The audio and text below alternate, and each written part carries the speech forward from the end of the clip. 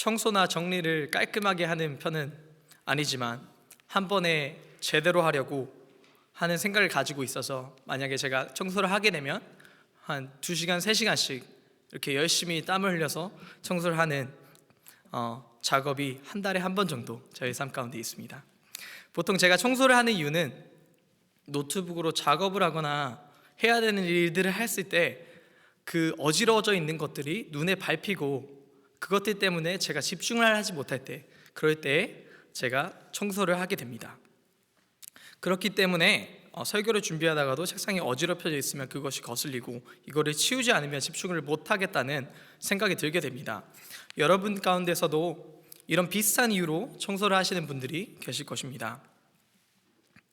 그리고 청소를 하게 되면 깨끗해지는 결과를 우리는 얻게 됩니다. 우리가 집을 청소하고 정리하여 깨끗이 하고 우리가 원하는 대로 정리정돈을 하듯 우리의 신앙의 삶 또한 더러운 부분들을 청소하고 정리되어 있지 않은 우리의 삶의 우선순위를 정돈해야 될 줄 믿습니다. 오늘 본문 말씀은 제가 지난 토요 새벽 기도 때 나눈 말씀의 연장선으로서 행음한 첩을 찾아 돌아오는 길에 그 첩이 불량배들에게 능용을 당해 죽고, 그 레위인은 그 첩을 12덩이로 나누고 이스라엘 사방에 둘을 보내는 그 레위인의 이야기가 오늘도 이어지고 있습니다. 이 레위인은 아주 잔인한 방법으로 자기의 복수를 이스라엘 지파들에게 호소합니다. 이에 이스라엘 자손들은 이런 일들은 이스라엘 민족 가운데서 일어난 적이 없고 보지도 못하였다고 말하며 분노하고 이것을 가지고 같이 상의하기로 결정합니다. 이렇게 하여 미스바에 모인 모든 지파의 어른들이 총회에 모이고 칼을 빼는 자만 40만 명이라는 엄청난 숫자가 모였습니다. 그러나 3절을 보면 모든 지파가 모였지만 베냐민 지파는 그 이야기를 듣고도 오기를 거절한 것으로 보입니다. 그리고 이스라엘 리더들은 자초지종이 어떻게 되었는지 알기 위해서 레위인에게 어떤 일이 있었는지를 묻습니다. 그 레위인은 자기와 첩이 기브아에 갔을 때 기브아 사람들이 자기를 죽이려고 하고 자신의 첩을 욕보여 죽게 하였다고 증언합니다. 그러나 그는 불량배들이 하였다가 아니라 그의 복수심에 기브아 모든 주민들이 하였다고 그렇게 말을 돌렸습니다. 이는 그가 기브아에 있는 그 노인의 친절까지도 잊어버리고 자신을 범하려고 한 그들에게 자신이 첩을 내어주어서 자기의 생명을 부지한 것은 얘기하지 않고 거짓말까지 하면서 자신의 복수심을 불태운 것이었습니다. 그의 악함은 이에 그치지 않고 6절 말씀에 보면 내가 내 첩의 시체를 거두어 쪼개서 이스라엘 온 땅에 보냈나니 이는 그들이 이스라엘 중에서 음행과 망령된 일을 행하였기 때문이라고 말합니다. 이는 그가 자신의 첩의 시체를 거두어 쪼갠 것이 그들의 악함 때문이라고 얘기하고 있는 것입니다. 자신의 죄를 다른 이들의 책임으로 돌리는 이 레위인의 모습은 타락한 이스라엘 공동체의 모습과 별반 다르지 않았습니다.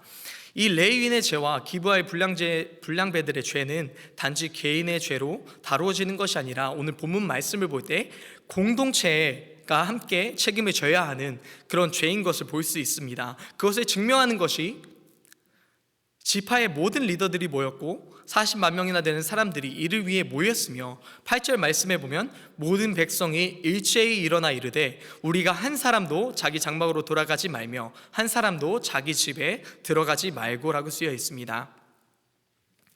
이는 이 레위인의 일을 모두가 함께 해결해야 되는 것을 이스라엘 민족이 인지하고 있었기 때문입니다. 단지 그 기브아의 민족뿐만이 아닌 그들이 거하는 지파의 땅에 거하는 민족에게도 이러한 죄의 심각성과 다시 되풀이하지 않으려는 노력이 보이는 것을 볼 수 있습니다. 그리하여 이들은 제비를 뽑아서 그들을 치기로 결정하고 각 지파마다 10분의 1의 병력을 제비를 뽑아 기브아 사람들을 징벌하기로 합니다. 11절 말씀에 보면 이와 같이 이스라엘 모든 사람이 하나같이 합심하여 그 성읍을 치려고 모였더라고 쓰여 있습니다. 먼저 우리는 이스라엘 민족이 이 죄의 문제를 공동체의 문제로 인식하고 해결하는 것처럼 우리 또한 이러한 모습이 우리의 공동체 가운데 있어야 할 줄 믿습니다. 그 이유는 예수 그리스도께서 우리를 위해 대신 죄를 지신 그 모습을 보면 알 수 있습니다. 그리스도인이라는 것은 예수님께 속한 자이며 예수님을 따라가는 것입니다. 그렇다면 예수님께서 우리의 죄를 대속하시고 죽으신 것 또한 우리가 우리의 신앙과 욕심을 위해 사는 것이 아닌 예수님께서 주신 삶을 그분을 위해 사용되길 원한다는 사실을 기억해야 하는 것입니다. 그 사실을 기억한다면 우리는 다른 기독교인들의 죄나 흠을 보고 세상 사람들과 같이 그들을 똑같이 욕하는 것이 아닌 그들을 옳은 길로 이끌어주고 그들의 죄를 위하여서 마음을 다해 기도해 줄 수 있는 것입니다.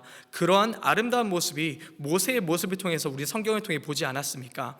그는 우상 숭배에 빠져 있는 이스라엘 민족을 위해 기도할 때 출애굽기 32장에서 이렇게 말합니다. 하나님, 그들의 죄를 용서하여 주시옵소서.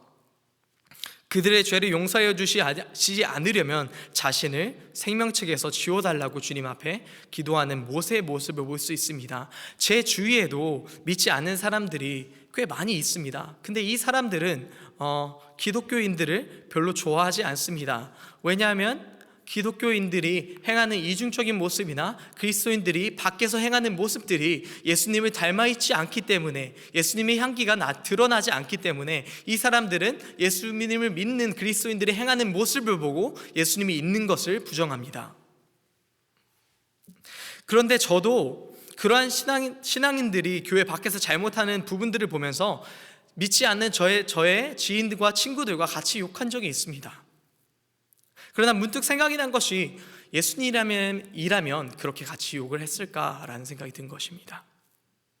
오히려 정죄하지 않으시고 그들을 위해 기도하고 그들을 위해 대신 사과하지 않으셨을까라는 생각이 든 것입니다. 우리는 쉽게 남을 욕합니다. 사랑하는 성도님들, 남을 욕하는 것이 너무나 쉽게 교인끼리도 이루어지는 것은 많은 교회 공동체에서 일상적으로 보게 되는 것입니다. 하지만 말씀을 통해서 우리가 알 수 있는 것은 그러한 것은 사랑의 공동체가 아니라는 사실입니다. 우리가 안타까워하고 일시적으로 잘못된 것을 이것은 잘못했지라고 말하는 겉면의 말씀은 할 수 있지만 그 모든 것이 사랑 가운데서 이루어지고 결론적으로 그들을 품어주는 모습이 우리 안에 있어야 하는 줄 믿습니다. 이스라엘 지파들은 물론 레위인의 억울함에 대해서 또한 거민들의 죄악에 대해서 공동체적인 차원에서 해결하는 것은 맞지만 베냐민 지파와도 바로 전쟁을 준비하여 싸우기보다 하느님의 뜻을 먼저 구하는 모습이 그들 가운데 필요했습니다.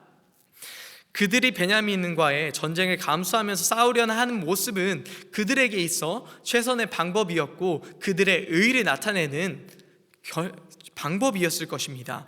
그러나 동시에 그것은 그들만의 판단이었고 그들만의 방법을 의지한 것이었습니다. 오늘 말씀을 보면서 우리가 깨달을 수 있는 것은 우리의 방법이나 판단으로 죄의 문제를 해결하는 것이 아니라 하나님의 뜻을 먼저 구해야 한다는 사실입니다. 우리는 너무나도 세상에 익숙하고 그 익숙한 세상을 본받는 우리 자신을 발견합니다. 우리의 일터에서도 우리의 그리스도인의 모습을 보이기보다 세상 사람들이 행하는 대로 이익을 위해서 행하는 경우가 있는 것을 저의 삶 가운데서 그리고 제 주위에서도 보게 됩니다. 이는 신앙의 양심을 저버리는 행위임에도 내가 더 이익을 누리기 위해서 남들에게 피해를 주는 경우도 있다는 것을 우리는 보게 됩니다. 그러나 우리는 로마서 12장 2절 말씀대로 세대를 본받는 그리스도인이 아닌 오직 마음을 새롭게 함으로 변화를 받아 하나님의 선하시고 기뻐하시고 온전하신 뜻이 무엇인지 분별해야 합니다. 여러분, 하나님의 선하시고 기뻐하시고 온전하신 뜻을 위해서 살아가고 계십니까? 그리스도인이라면 우리는 망설이지 않고 하나님의 뜻을 먼저 구해야 할 줄 믿습니다. 세대를 본받지 말아야 합니다. 세상 사람들이 쓰는 편법을 똑같이 써서 나의 이익을 추구하는 것이 아니라 나의 모든 결정과 선택은 하나님의 나라와 뜻을 위해 이루어야 할 줄 믿습니다. 그것은 때로는 미련해 보입니다. 왜냐하면 당장 나에게 이익을 주지 않기 때문입니다. 그렇지만 우리는 그렇게 살아야 합니다. 왜냐하면 우리는 하나님을 믿는 자들이기 때문입니다. 그리고 그 하나님이 우리가 지금 얻을 수 있는 이익보다 훨씬 더 크고 놀라운 구원을 우리에게 허락하여 주셨기 때문입니다. 부디 저와 성도님들은 악한데 지혜로운 것이 지혜자라고 여겨지는 이 세대를 본받지 않으며 선한 데에 지혜로우는, 즉 하나님의 뜻을 구하며 사는 하나님의 백성의 삶을 살아갈 수 있기를 기도합니다. 이때 당시에 베냐민 지파에 싸울 수 있는 군대의 수는 26,700명이라고 성경에 쓰여져 있습니다. 그에 비해 이스라엘 모든 지파가 모인 군대의 수는 40만 명이었습니다. 숫자적으로 상대가 안 되기에 이스라엘 지파들은 자신만만했습니다. 누가 가더라도 베냐민 지파와 싸웠을 때 승리하겠구나. 숫자적으로 그렇지 않습니까? 40만 명과 3만 명이 되지 않는 이 베냐민 지파의 싸움은 당연히 이스라엘 지파가 승리할 것처럼 보입니다. 그래서 그들은 유다 지파를 보냅니다. 하지만 대패하게 됩니다. 그리고 다시 싸울 때 그들은 처음으로 날이 저물도록 울다가 하나님께 회개하며 다시 묻지만 다시 대패하고, 그들이 금식하고 울며 하나님께 나아가고 번제와 화목제를 통한 예배가 회복될 그때에서야 그들에게 하나님이 베냐민 지파를 그들의 손에 주시겠다고 말씀해 주셨습니다. 그렇습니다. 우리의 힘으로는 죄를 이겨낼 수 없습니다. 제가 혼자 집에 있을 때에 가장 조심하는 것이 저의 생각입니다. 제가 혼자 있을 때에 선한 것보다는 악한 생각이 더 많이 들어오기 때문입니다. 죄는 항상 우리가 문만 열면 열기만을 문 밖에서 기다리고 있습니다. 그렇기에 우리는 무엇을 의지해야 하는지를 이스라엘 민족의 전쟁을 통해서 또 그들의 죄악을 통해서 교훈받게 됩니다. 하나님을 향한 예배와 회개가 회복될 때 그들은 승리하는 것을 볼 수 있습니다. 우리의 영적 전쟁의 비결은 회개를 통한 예배의 회복인 줄 믿습니다. 그렇게 믿으신다면 예배의 회복을 위해서 우리가 삶에서 정리하고 제해야 할 것들을 거룩한 결단으로 순종할 수 있기를 기도합니다. 예배하고 제해야 할 것들은 거룩한 결단으로 순종해야 됩니다.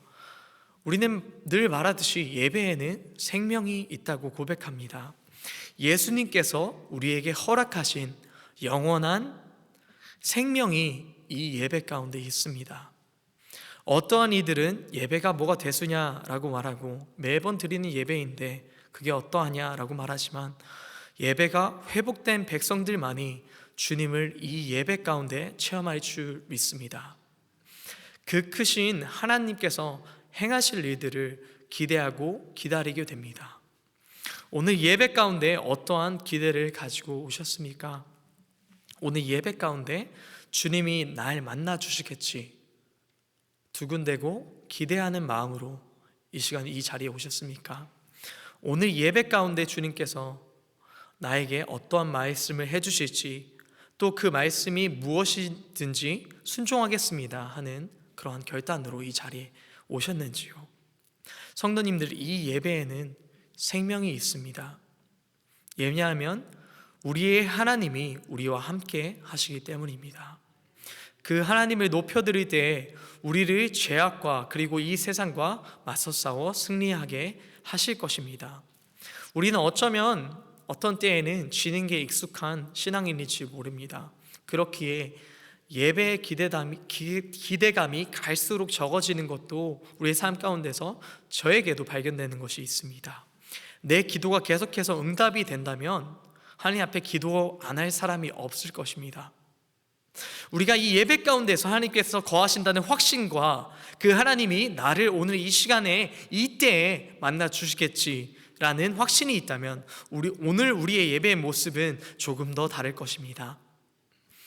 오늘 예배에 아무 기대를 가지고 오지 않았다고 해서 하나님의 은혜를 누릴 수 없는 것이 아닙니다. 하나님의 은혜는 너무나 크셔서 이 예배에 나온 모든 이들을 만나고 우리와 대화하길 원하십니다. 우리를 사랑하시는, 그리고 우리를 사랑하는 자녀로 불러주시고, 우리의 아픔이 있다면 공감해 주시고, 우리의 어려움이 있다면 우리의 어려움을 보시고 외면하지 않으시고 더 마음 아파하시고, 이를 위해 기도하고 계시는 그 하나님께서 이 예배 가운데 거하고 계시다는 사실을 잊지 않으시기를 기도합니다.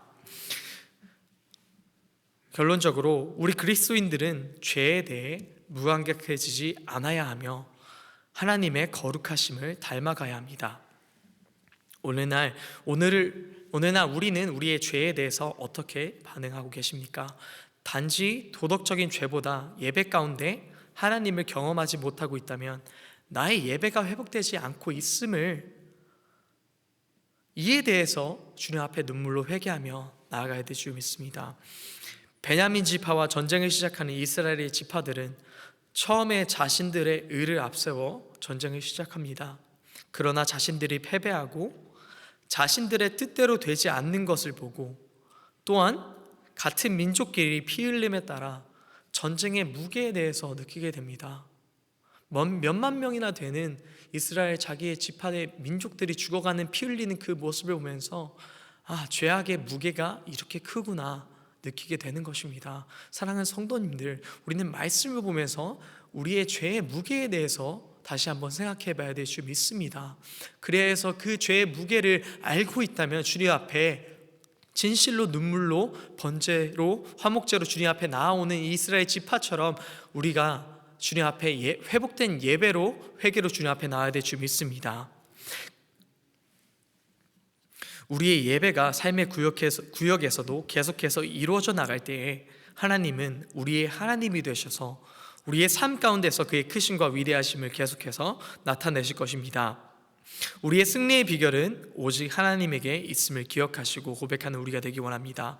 그 예배가 계속될 때에 우리는 죄악에서 자유하게 될 것이고 그 죄악 가운데서 승리하게 하시는 하나님을 발견하게 될 줄 믿습니다. 우리 기도하겠습니다.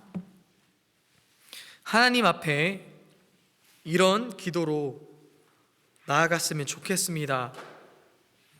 하나님, 우리의 삶의 자리에 하나님의 말씀이 거하는 것보다 우리의 나약한 죄의 습성이 거하는 것이 너무나 많습니다. 그러나 우리의 나약함을 통해 우리 크신 하나님의 능력이 우리의 삶 가운데서 더욱더 필요함을 깨닫습니다. 크신 하나님, 우리 이 시간 회개하며 나아갈 때에 새로운 마음 허락하여 주셔서 우리의 마음을 돌이켜 하나님의 뜻을 구하는 백성이 되게 하여 주시옵소서. 우리 주님 앞에 기도하며 나아가겠습니다.